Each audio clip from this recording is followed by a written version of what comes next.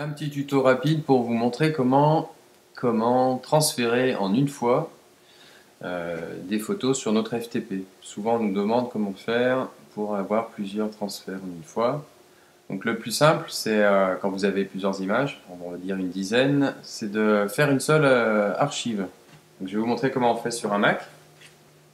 Alors pour ça, il faut sélectionner toutes vos images. Donc vous faites la flèche en haut et puis vous sélectionnez tout. Vous avez différentes manières. Vous pouvez faire édition, tout sélectionner. Voilà, ici aussi, ça marche. Et une fois qu'on a fait ça, on fait un contrôle-clic. Donc on appuie sur contrôle et clic en même temps. Et là, on voit ici comprimer 10 éléments. Donc c'est ce qu'on va faire. Et là, il nous crée une belle archive. Voilà, un point zip. Donc là-dedans, vous allez avoir les 10 fichiers qui ont été compressés. Et c'est ce fichier-là qu'on va tout simplement transférer. Ça évitera les transferts multiples. Donc une fois que vous avez fait votre archive qui est dans le test dans votre dossier, bon, soit vous pouvez le renommer, hein.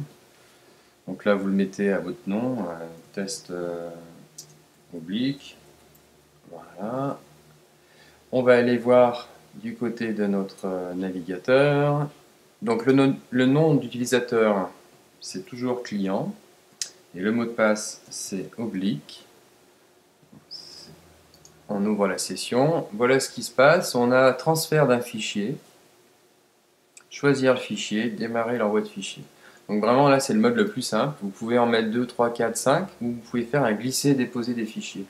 Je vais vous montrer tout simplement comment choisir le fichier. Donc vous avez à cliquer ici, choisir le fichier. Là, on va aller sur le bureau à l'endroit où vous avez fait votre transfert. Et là, au lieu de sélectionner image par image, etc., et de renvoyer à chaque fois le transfert, on choisit juste l'archive qu'on vient de créer. Voilà.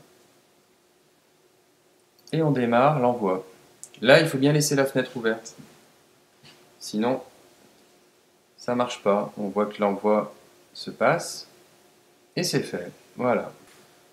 Donc juste pour revenir sur la compression des fichiers, en tout cas sur un Mac, il suffit donc, on a vu, de sélectionner vos fichiers, tout simplement, faire un contrôle-clic, et là vous avez l'option comprimer les éléments. On lance la compression, et il nous crée donc un seul fichier, .zip, il faut bien laisser le .zip, et là-dedans, vous le transférez, et j'aurai moi les 10 fichiers. Voilà, c'est tout pour aujourd'hui. À bientôt!